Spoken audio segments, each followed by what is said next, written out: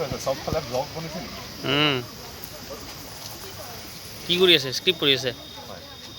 বঢ়িয়া। আজিকালি মুখস্থ নহ'লে কম চম নিদিয়ে আৰু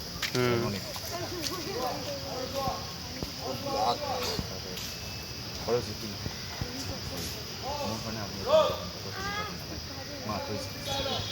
মইতো পাৰিলে গাড়ী চলাতে